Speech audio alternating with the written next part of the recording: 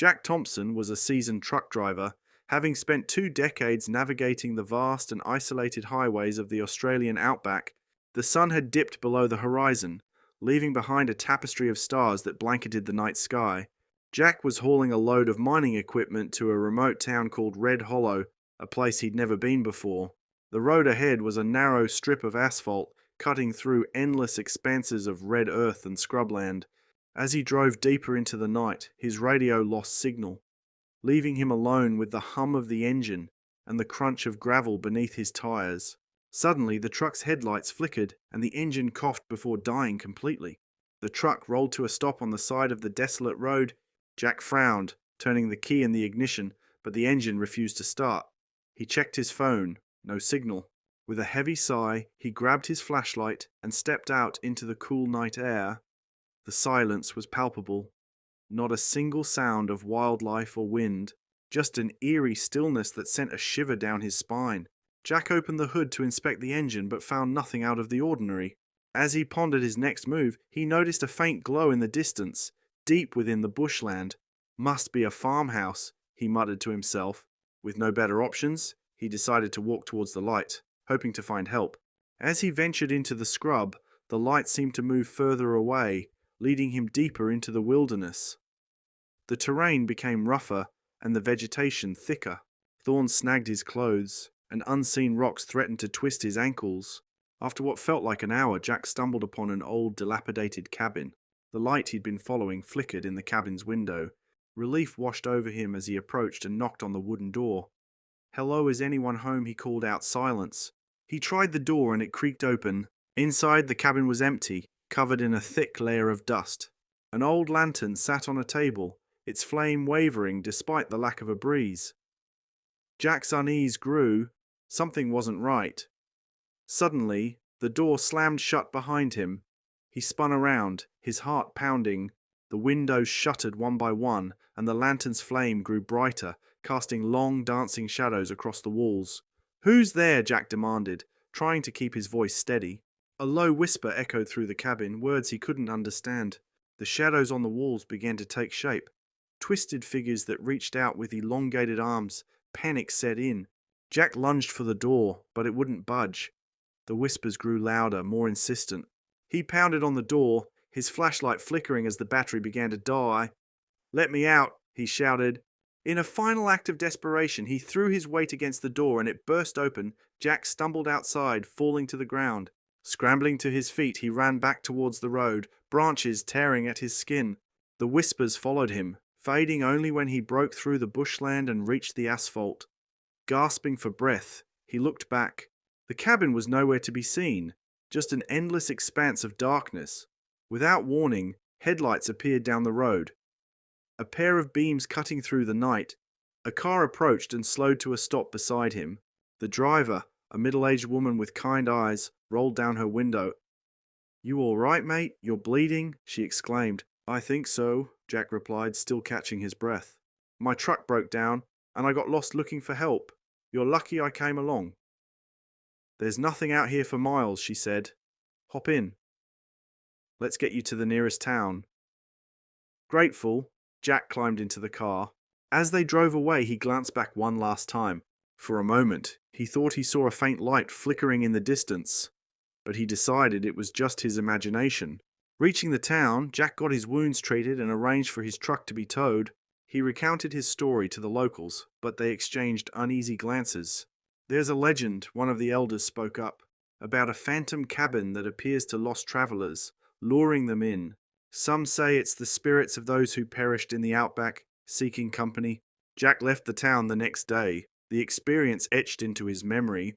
He continued driving trucks, but he never took that route again. And whenever he found himself alone on a deserted road at night, he couldn't help but watch for any flickering lights, reminding him of the whispers in the shadows. True to his word, Jack began to write. Using the old journal as inspiration, he penned the stories of the lost travelers, ensuring their tales would not fade into obscurity. Months later, his collection of stories was published, gaining attention for its haunting accounts of the outback. Readers were captivated by the vivid tales of endurance and mystery. One evening, after a book signing event, Jack returned to his motel room. As he set the journal on the nightstand, he noticed something new, a final entry that hadn't been there before. The journey continues, but you are no longer alone. We walk with you, now and always. A gentle breeze rustled the curtains, though the windows were closed.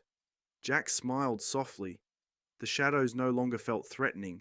Instead, they carried a quiet companionship. He knew his life on the road would never be the same. The Outback had shared its secrets with him, and in return, he had given the lost souls a voice. As he prepared for his next haul, Jack felt a renewed connection to the vast landscape. The whispers had become a guide rather than a torment. Climbing into his truck, he set off toward the horizon, embracing whatever adventures lay ahead. Years later, Jack's stories inspired many to explore the mysteries of the Outback with respect and wonder. He became a storyteller as much as a truck driver, bridging the gap between the living and the echoes of the past. And on quiet nights, when the road stretched endlessly before him, Jack would hear the faintest of whispers, not of fear or warning, but of gratitude and camaraderie. The Outback had accepted him, and he had found his place within its timeless expanse. Weeks had passed since Jack Thompson's unsettling encounter with the phantom cabin in the Outback. Despite his efforts to forget, the whispers and shadows lingered at the edge of his thoughts. Determined not to let fear control him, Jack accepted another long-haul job, this time transporting livestock from a coastal farm to a city market. As he prepared his truck, the farmer handed him a worn leather journal. "Found this on the property," the farmer said. "It belonged to my grandfather. Might make for some good reading on the road." Jack thanked him and tucked the journal into his bag without much thought. The journey started smoothly. The rhythmic hum of the engine and the familiar landscape brought a sense of normalcy. As dusk approached, Jack pulled over at a rest stop to check on the cattle. Satisfied they were settled, he decided to take a break and opened the old journal. The pages were filled with tales of the Outback, stories of wanderers, ancient legends, and unexplained phenomena. One entry caught his eye.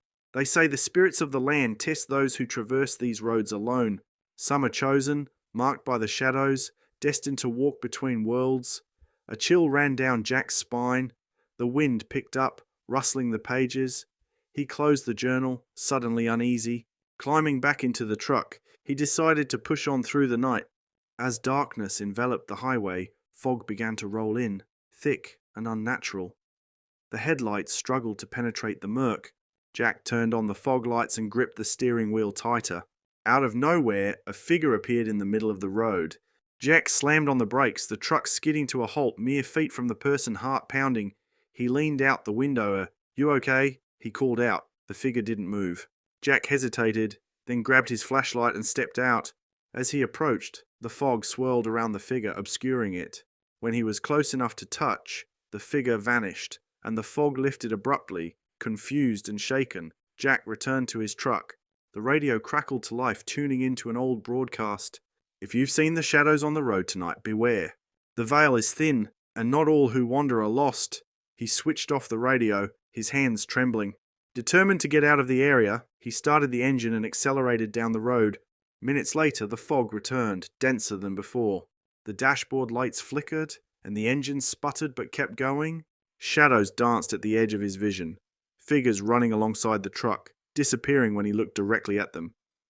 Suddenly, the road seemed to change. The asphalt gave way to a dirt path lined with gnarled trees. Jack's GPS lost signal, the map spinning uselessly. "This can't be right," he muttered. He hadn't turned off the main highway. Up ahead he saw lights, a row of lanterns leading to a tunnel carved into a rocky hillside. With no other options, he decided to proceed, hoping it would lead him back to the main road. As he entered the tunnel, the lanterns extinguished one by one behind him. Darkness closed in, broken only by his headlights.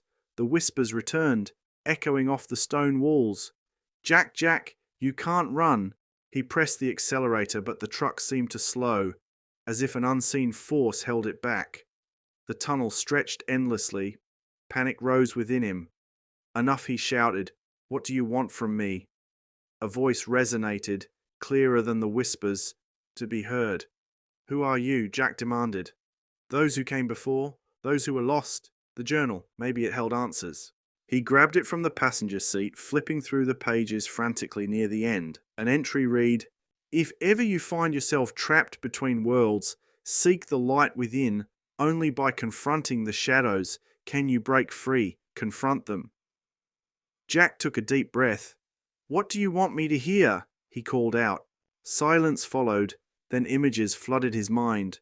A group of travelers stranded, succumbing to the harshness of the outback, their stories forgotten, their voices unheard. "We want our stories remembered," the voice whispered. "I'll remember you," Jack promised. "I'll share your stories." The tunnel began to brighten. Up ahead, an exit appeared, leading back to the open road bathed in the glow of dawn. As the truck emerged from the tunnel, the fog dissipated entirely. The engine roared back to life, and the dashboard lights stabilized. Relieved, Jack pulled over to the side of the road to collect himself. He opened the journal again, but this time the pages were blank, all except the last one, which bore a single sentence. "Thank you." Jack closed the journal gently. He felt a weight lift from his shoulders, the oppressive atmosphere replaced with a sense of calm. He resumed his journey, the rest of the trip unfolding without incident. Upon reaching the city, he delivered the livestock and checked into a motel to rest. Months turned into years, and Jack Thompson's life had transformed in ways he could never have imagined. His stories had gained widespread acclaim, and he was now known as much for his storytelling as for his trucking. Yet, despite his success, Jack felt a restlessness stirring within him, a feeling that his journey with the spirits of the outback was not yet complete. One evening, Jack received a letter with no return address. Inside was a simple message. "The time has come to return. There is one last story that needs to be told." Along with the note was a worn map, marked with a location deep within the uncharted territories of the outback. Jack knew immediately that this was a call he couldn't ignore. Packing his essentials, he set out to the destination, his trusty truck rumbling beneath him. As he ventured farther from civilization, the landscape became increasingly rugged and surreal. Strange rock formations jutted from the earth, and the air was thick with an energy he couldn't quite define. After days of travel, Jack arrived at the marked location, a vast open plain dominated by an ancient monolith covered in aboriginal carvings. As dusk settled, the carvings seemed to come alive, illuminated by a soft, ethereal glow. Stepping out of his truck, Jack approached the monolith. The whispers returned, but this time they were clearer, more harmonious, a chorus of voices weaving together. "Welcome, Jack," the voices intoned. "You have honored our stories, but there is one more truth that must be revealed." A vision enveloped him. He saw the land as it once was, pristine and sacred. He witnessed the arrival of settlers, the upheaval of indigenous communities, and the sorrow that blanketed the land. The spirits conveyed a deep pain, a wound that had never healed. Emerging from the vision, Jack felt a profound weight of responsibility. "What can I do?" he asked aloud. "Help heal the divide," the voices replied. "Share not just our stories, but our truth. Unite the voices of the past with those of the present." Determined, Jack knew what he had to do.